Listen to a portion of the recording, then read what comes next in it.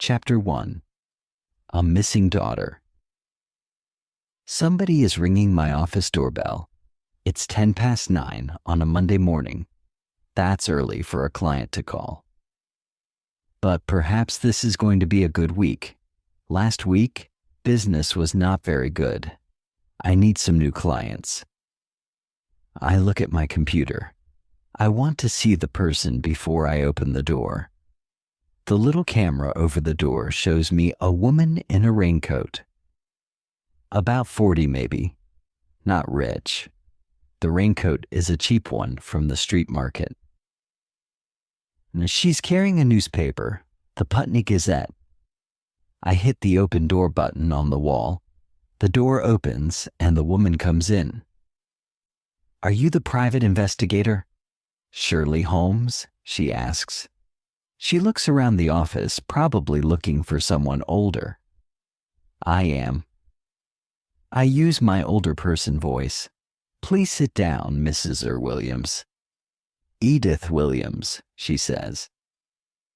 She sits down in my best chair and looks around the office again, still looking for that older person. "How can I help you, Mrs. Williams?" I say. "What's your problem?" She looks at me then, and the trouble in her face is clear. "Do you find people?" she says.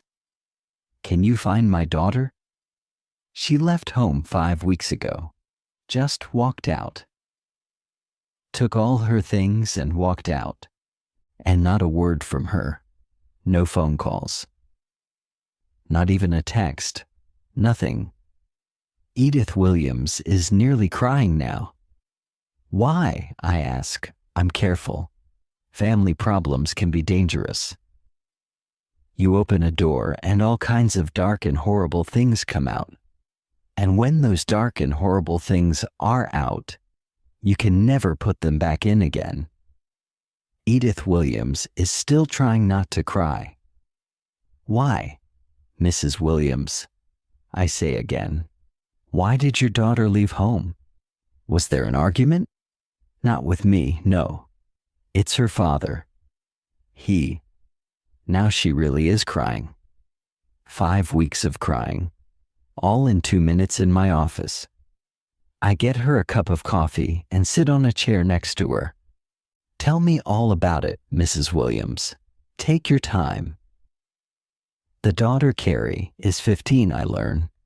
She likes boys, has lots of boyfriends, doesn't listen to her parents. So what's new? Many 15-year-old girls are like that. But the new boyfriend, Edith Williams says, is older and he's not English. He's a foreigner from Lithuania. I remember my Ukrainian grandmother, my Greek mother. "Foreigners? Is that a problem for you?" I ask. "A foreigner? Not for me, but it is for my husband," Edith Williams says. "He doesn't like foreigners. They come here," he says. "They take our jobs, they take our houses, they take our money, and they can't speak English." He gets very angry about it. He says some horrible things to Carrie. "I don't want this foreigner in my house," he says, and Carrie goes crazy. She calls her father some horrible names, and he gets really angry.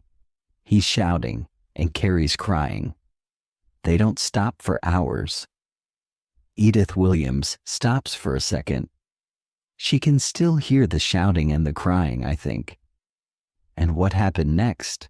I ask quietly. The next day, Mrs. Williams says, Carrie left. Early in the morning, before we all got up, she left a letter. "Have you got the letter?" I ask. "Yes, I have." She gives the letter to me, and I read it quickly. An angry letter from an angry 15-year-old. Nothing useful. I give the letter back to her. "I asked all her friends," Mrs. Williams says. "Everyone. They didn't know, or they didn't want to tell me. And she stopped going to school." "What about the police?" I ask. I can't go to the police. My husband doesn't want to see her again. We can't even say her name at home. We? Who's we? Me and Darren. He's Carrie's little brother. He's 10. He's very unhappy about all this. I must meet Darren. 10-year-old boys can be very useful. They see and hear a lot. Edith Williams looks at me with her red eyes. Can you find her for me? I just want to know she's all right. And this boyfriend? This Lithuanian? What's he like? How old is he? What does he do? Is he kind? Is he the right person for my little girl? I take the job. I ask for a photograph of Carrie. The names of friends, the school, mobile phone numbers. Can I talk to Darren? I ask. Yes, we can meet him after school. Edith Williams says, but please don't come to my house. Please. My husband. I understand, I say. I can text you when I have some news. She doesn't know the name of the Lithuanian boyfriend. That's really helpful. There are thousands of Lithuanians in London. Finding one young man without a name in thousands of people? How easy is that? Chapter 2. Help from Friends. I begin with Carrie, of course. I have a name, a photograph, and a school. I meet Darren when he comes out of school, and we go to Carrie's school. We sit in my car and watch the students when they leave. That's Janice. Look, says Darren. The girl with long black hair. She's very friendly with Carrie. And that's Kim next to her. I like Kim. She's funny. She makes me laugh. Ooh, and that's Aunt. See the one with very short hair and black clothes? Aunt? What name is that? Anthea? Don't know, says Darren. She's just Aunt. I take a quick photo of the 3 girls, and then I take Darren for a pizza to say thank you. Can you find my sister? He says. It's horribly quiet at home without her. Nobody ever laughs now. Mom cries all night. I hear her. I look at his small boy face. Yep, I can find her. That evening, I phone my friend to the police. He's a detective. Detective Sergeant Sahid Patel. Hi, Sahid. How are you? Fine. What's new with you? Sahid says. Are you working on a case? Yes. I've got a missing persons case. A missing girl. Her mother came to me today. The girl left home 5 weeks ago after an argument with her father about her boyfriend. A Lithuanian boyfriend. How old is the girl? Sahid asks.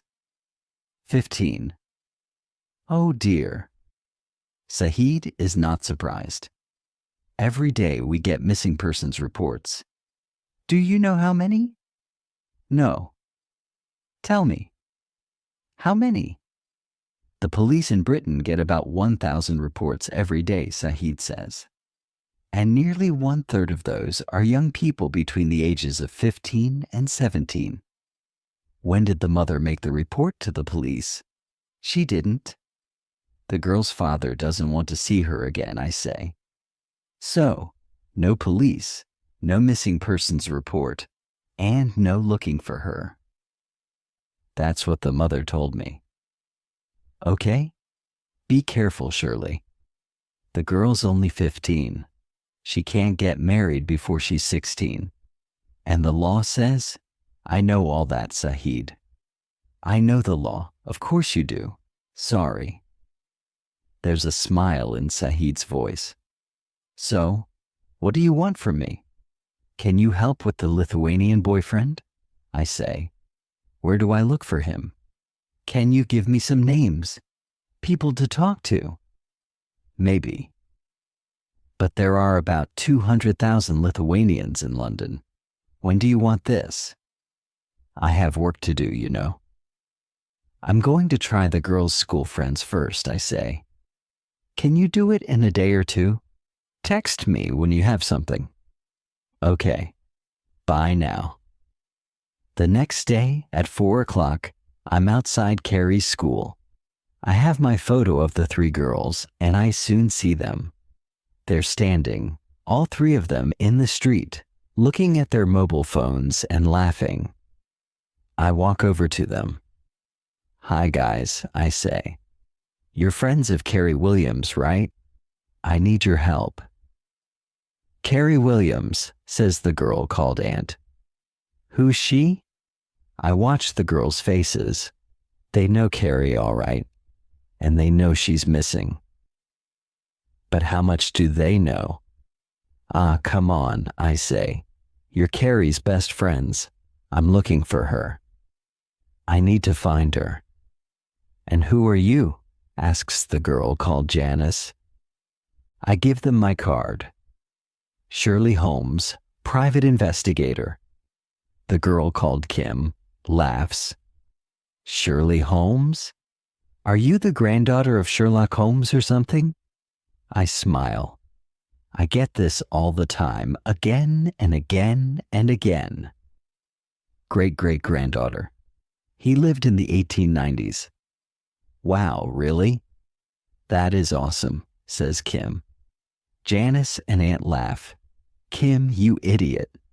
Sherlock Holmes wasn't a real person. He's just a detective in stories on television. And in books, I say. The books were first. The girls look at me and their faces are more friendly now. Okay, Shirley Holmes, great-great-granddaughter of Sherlock, says Aunt. How can we help you? Who are you looking for? What was her name again? Aunt is going to be difficult. I can see that. She's a good friend of Carrie's, and she's not going to talk. Do you have mothers? I say. All 3 of you? The girls stare at me. Of course we have mothers, says Janice. What are you talking about? Do you love your mothers? Do your mothers love you? I say. Well, listen. Carrie's mother loves her daughter. And now Carrie's mother can't sleep at night. She doesn't eat. She cries about Carrie all the time. She wants to know that Carrie is all right. Can you understand that? She just wants to know. Kim looks at me with big eyes. Oh, poor Mrs. Williams, she says. Aunt gives her an angry look. We don't know Carrie Williams, she says. Remember? Janice looks at me. Give us a minute, she says. We need to talk. They move away, turn their backs to me, and talk quietly. I can't hear them. Then they come back to me. Okay, says Aunt. What do you want? You know Cafe Nero in Putney High Street? I say. Tell Carrie this. I'm going to be in Cafe Nero at 18:30 tomorrow evening, and 18:30 the evening after that. I want to see her and talk to her. I want to know she's alive and well, that's all. Then I can tell her mother. And Mrs. Williams can stop crying all night. Okay, Aunt says. We got it. Thanks, guys, I say. See you around. See you, they say. Chapter 3. Talking to Carrie. Carrie doesn't come the first evening. I sit there for 2 hours and drink a lot of coffee. 5 big cups. Black, no sugar. It's a good thing I like coffee. But she comes the second evening. I'm sitting with my back to the wall, watching the door. Through the cafe window, I see Aunt in her black clothes. She's walking past, slowly, looking into the cafe. A minute or 2 later, Carrie comes in and walks over to my table. Red hair, green eyes, no smile. I stand up. Hi, Carrie. I'm Shirley Holmes. Thanks for coming. Have a seat. Can I get you a coffee or a tea? I'm using my head teacher voice. Right, girls? Sit down. Open your books. Get to work. I don't want Carrie to have time to think. She doesn't want coffee or tea. She wants to have an argument. I'm not going home, she says. So you can forget that. I don't need my family. I have a new life now. I watch her face, and she stares back at me with angry green eyes. I don't think Carrie is in trouble. Carrie knows what she wants, and Carrie gets what she wants. I think Carrie makes trouble. I begin to feel sorry for the boyfriend. Why are you here, Carrie? I say. What did your friend say to you? She doesn't answer. Just looks at me. Did they tell you about your mom crying all night because her little girl is living on the streets? Because her little girl is taking drugs? Because her little girl is in big, big trouble? Suddenly, Carrie has a lot to say. I'm not living on the streets, she shouts at me. And I don't do drugs. I never do drugs. Who told you all this? It's not true. People in the cafe turn their heads to look at us. I smile around at everybody, a smile to say, everything's fine here. Just a big sister. Little sister argument happens all the time. Enjoy your coffee. Have a nice day. I look back at Carrie's angry face, but your mom doesn't know that. I say quietly, at night, when she can't sleep, she thinks about those things. You're only 15, Carrie, and it's a big, bad world out there. Of course your mom is afraid for you. Carrie looks down at the table. Yeah, well, she looks up. But I'm okay, I'm fine. You can tell her that. Why don't you tell her, I say? Call her? Text her. Carrie stares at me. Who sent you, she says. Mom? Or was it my dad? Your mom. Look, I'm not texting Mom because I don't want my dad to know. I don't want to see him again, ever. We're not talking about your dad. I say quickly, I know all about your dad. We're talking about your mom. And your mom needs to know you're all right. But she needs to hear it from you, not me. She texts you every day, you know. And you never text back. Never. Carrie looks away. I got a new mobile and changed my number. I never got her texts. I laugh. Very good, Carrie. You read detective stories, right? Always change your mobile when you don't want people to find you. Dangerous things. Mobile phones. Carrie nearly smiles. Thomas says, she begins, then stops. Is Thomas your boyfriend? I say. The one from Lithuania? Are you still with him? Of course I'm still with him. Carrie is angry again. I love him and he loves me. We're in love. I try not to smile. How wonderful to be 15 and in love for the first time. That's great, I say. I'm happy for you. But please text your mom. Tell her you're all right. Okay, says Carrie. This evening. She looks at her watch and stands up. I must go. I'm meeting someone. Thanks for coming, Carrie. And remember that text. She walks out of the cafe, and 15 seconds later, I'm following her. She's walking down the high street, maybe to the bus station. I've got a minute, but I must be quick. A private investigator always needs to carry a big bag. I stop by a shop window and open my bag. 3 seconds later, I'm wearing a blue t-shirt over my red t-shirt. In another 5 seconds, I have a wig on. And my short black hair is now long blonde hair. Now I'm walking away from the shop window and I'm wearing glasses. My big brown bag is now inside a small black backpack. No time to change the shoes. Carrie is a long way down the street. I walk fast, nearly running, and watch her red head in front of me. When I get to the bus station, I can't see her at first and walk quickly past all the people waiting. She's there, waiting for the number 71 bus. I wait too, about 20 meters away. And I'm reading the evening newspaper with great interest.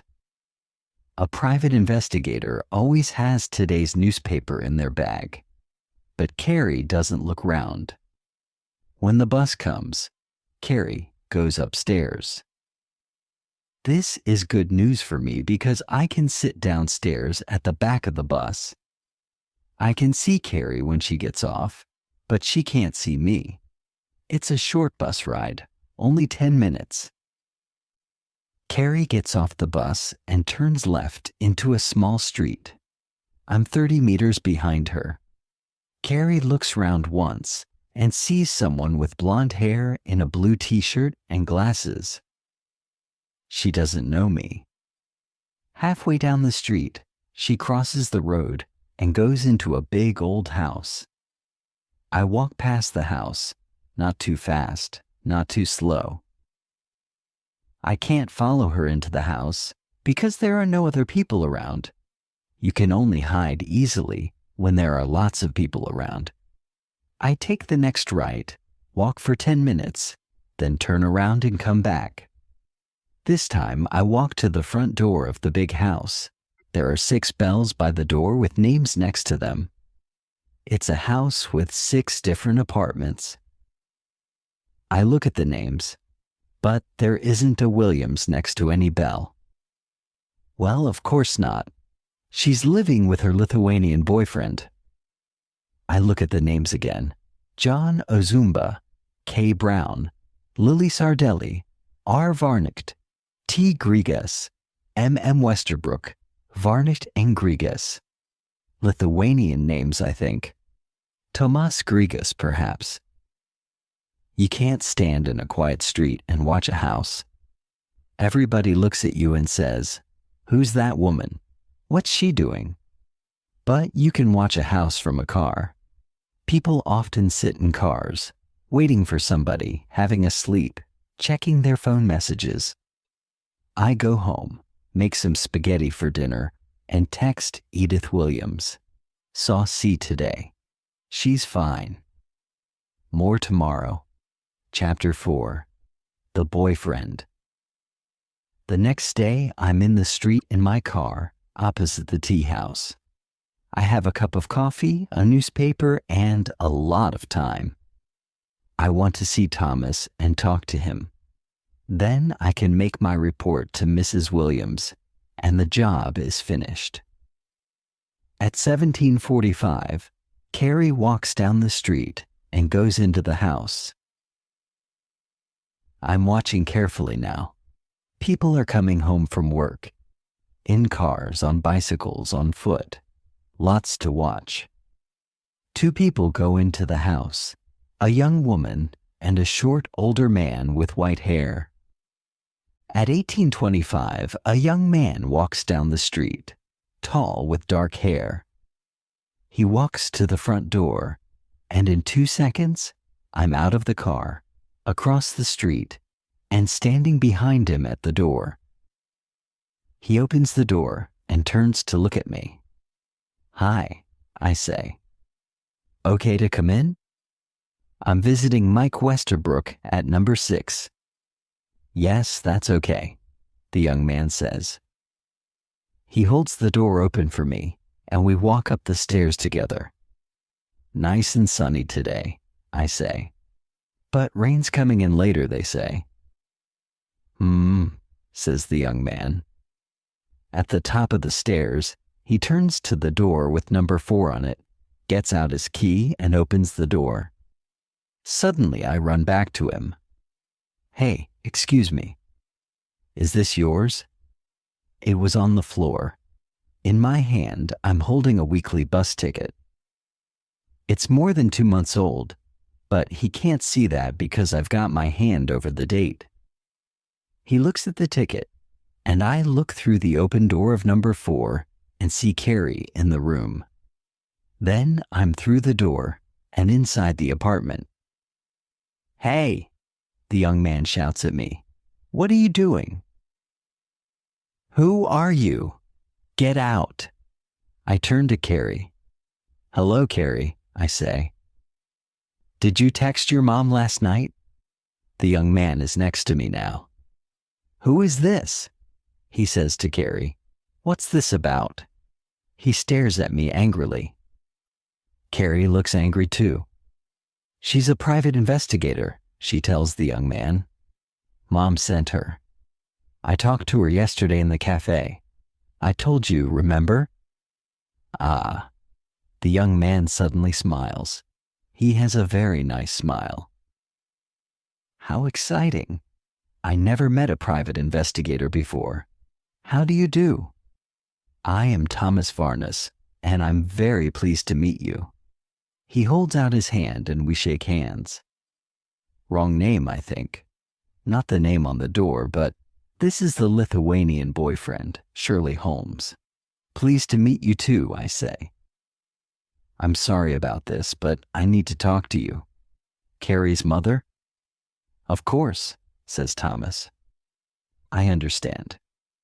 Please sit down. Can I get you some coffee? He and Carrie make coffee, and we all sit down around a table. Thomas looks at me, smiling. So, he says, you want to ask me questions so you can tell Carrie's mother all about me. I'm very happy about that. What do you want to know? Shall I begin? So I listened to the story of Thomas Varnus's life. He is 19 years old and comes from Vilnius in Lithuania. He came to London 6 months ago because he wants to start a business. His family makes linen cloth in Vilnius, and Thomas wants to sell it in England. At the moment, he's working Monday to Friday in a hospital because he needs the money, but he's selling linen in the street market on Saturdays. Business is good and is getting better every week. Carrie wants to tell me more about it. It's beautiful linen, you know, the best in the world. I'm learning all about it? She's excited.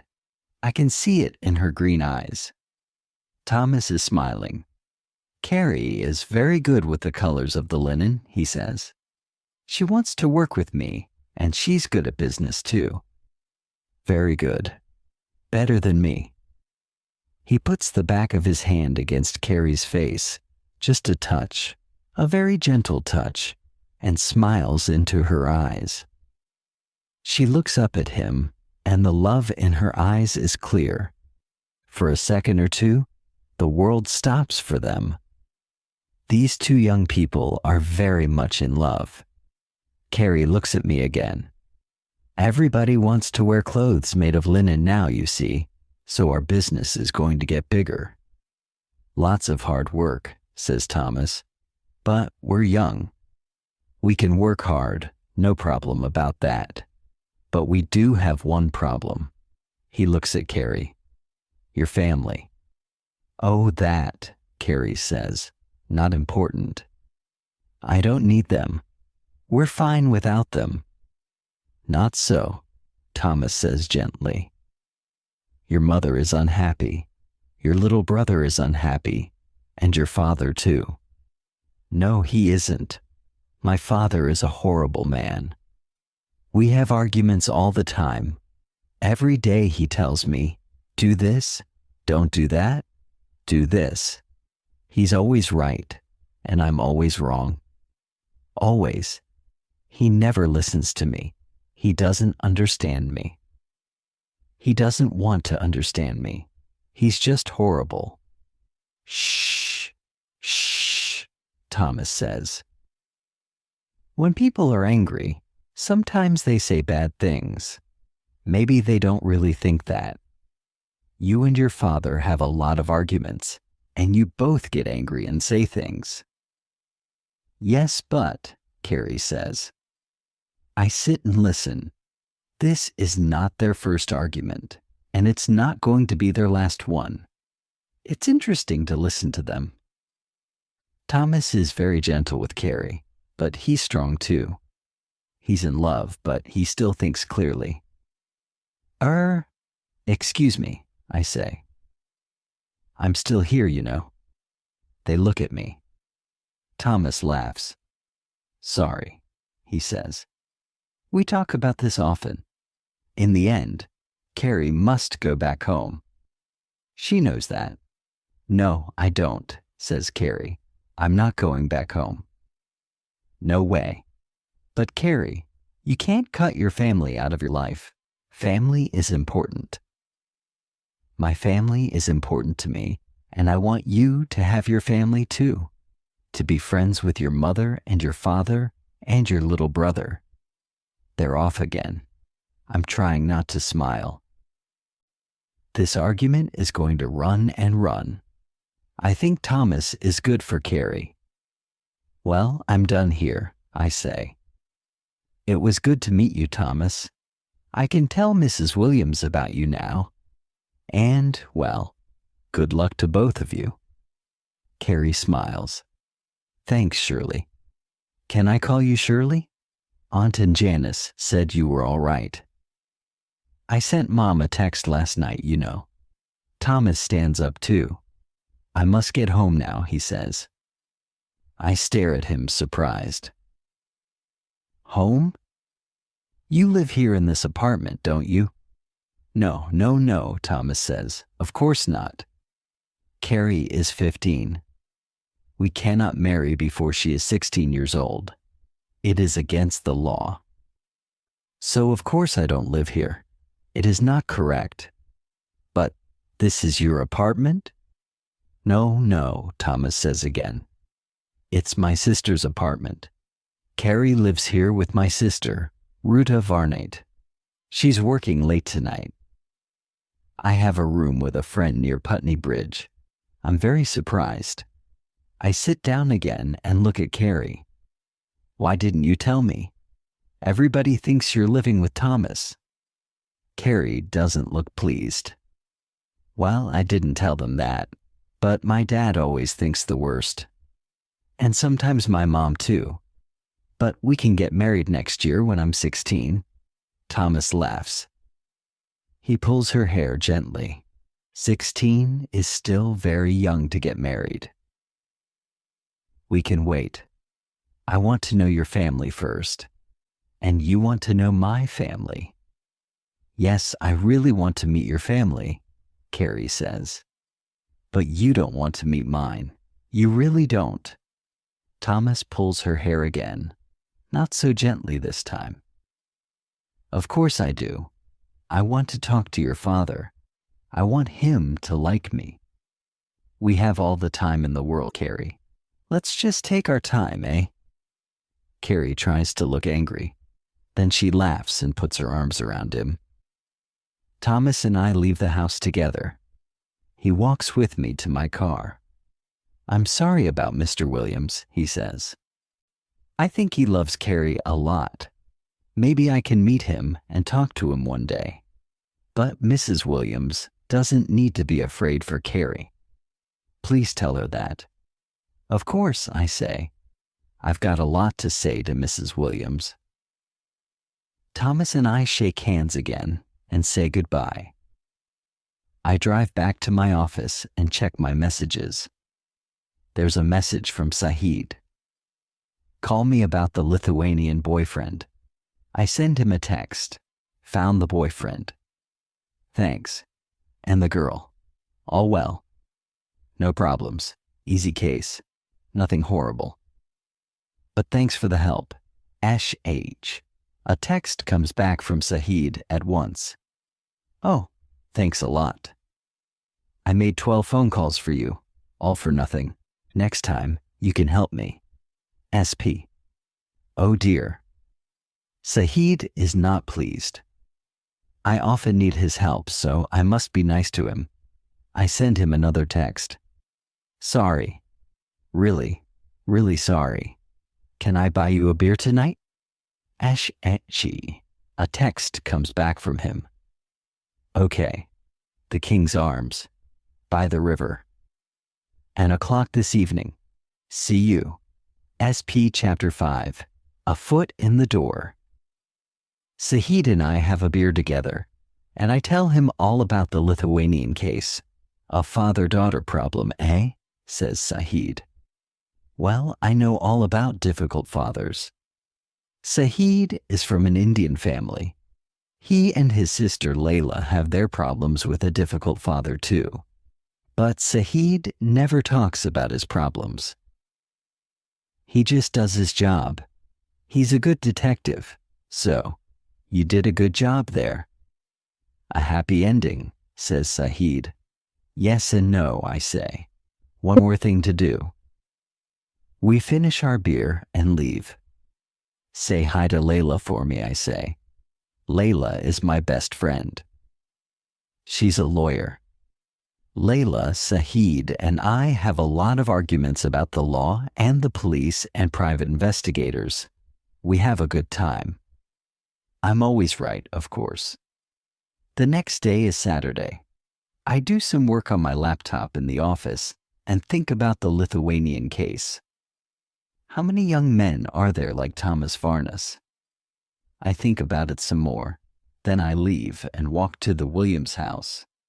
It's not far from my office. Mrs. Williams opens the door, sees me, and tries to shut the door again. But my foot is in the door. Can I come in? Mrs. Williams, I say. Just for a minute. It's Saturday. My husband's at home, Edith Williams says. Please speak quietly.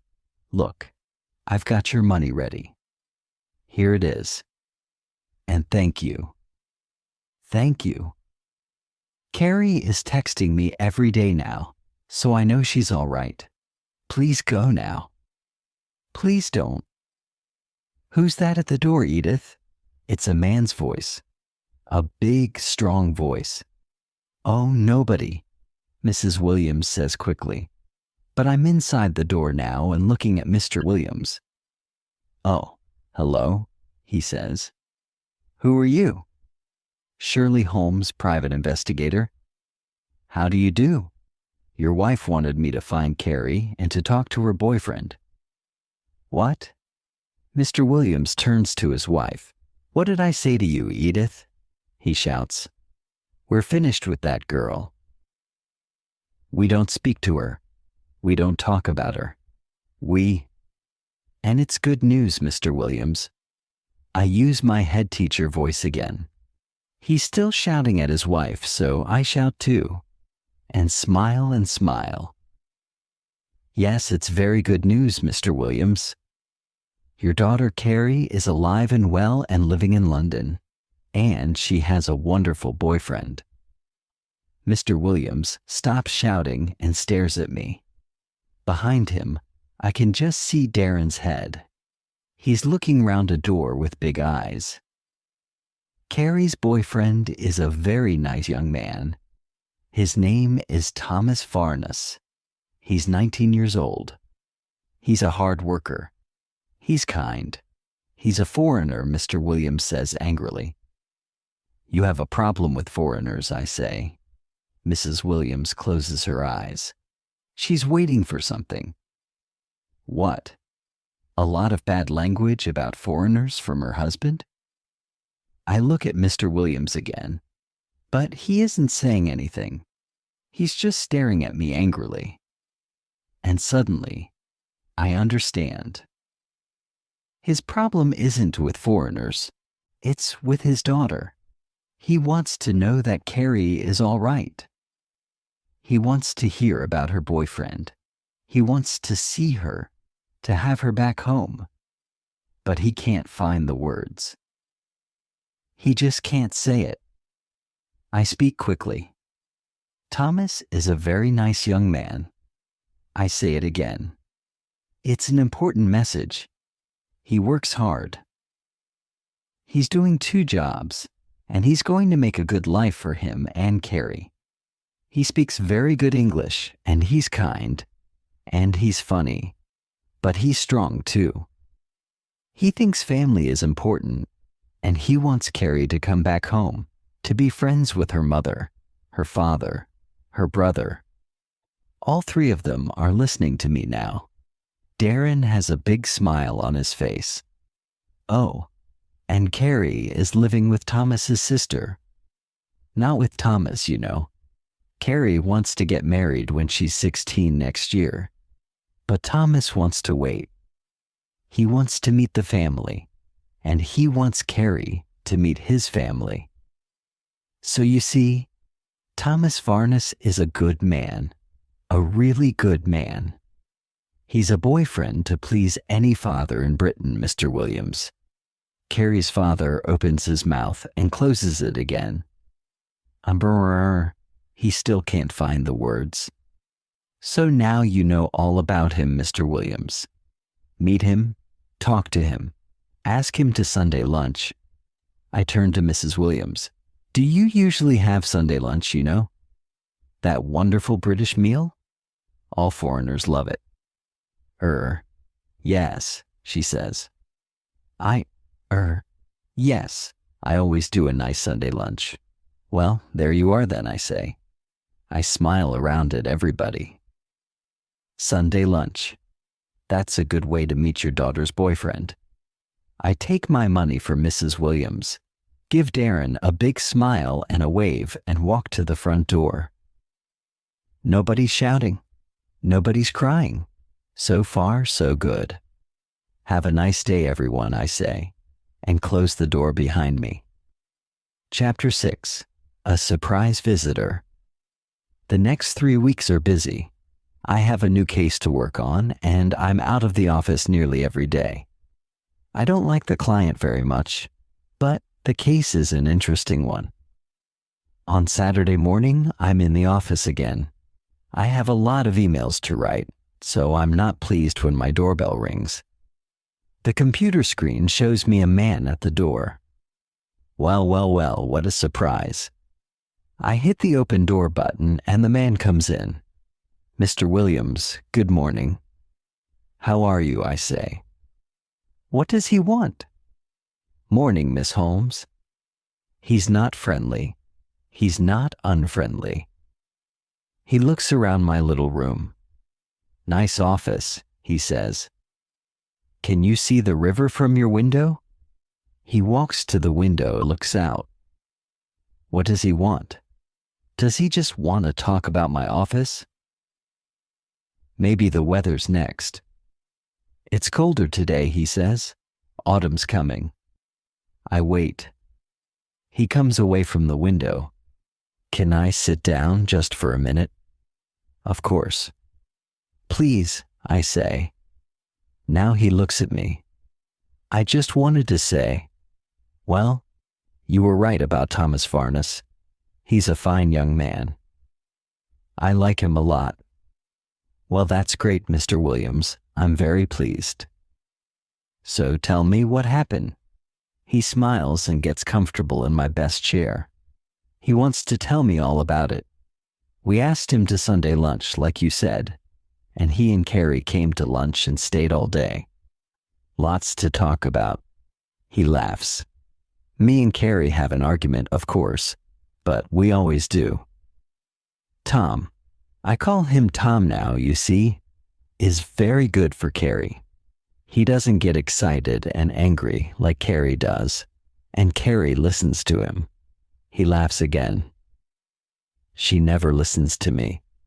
I smile and say something about the father-daughter thing, so Carrie's back home with us now. Tom comes round every evening, of course, and weekends. He's out with Darren now, playing football. Darren thinks he's wonderful. Thomas is a big brother for Darren, I say. That's right, says Mr. Williams. Oh, and Carrie's back at school too. She wants to do business studies, Then she can help Tom with his linen business. She's got a good head for business, you know.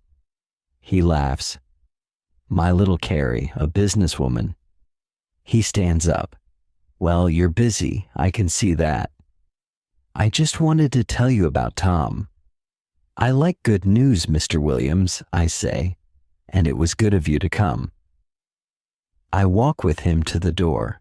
At the door, he says, You helped my family a lot.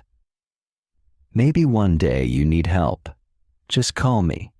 He gives me his business card. Anything. Who knows, who knows? I'm going to remember those words.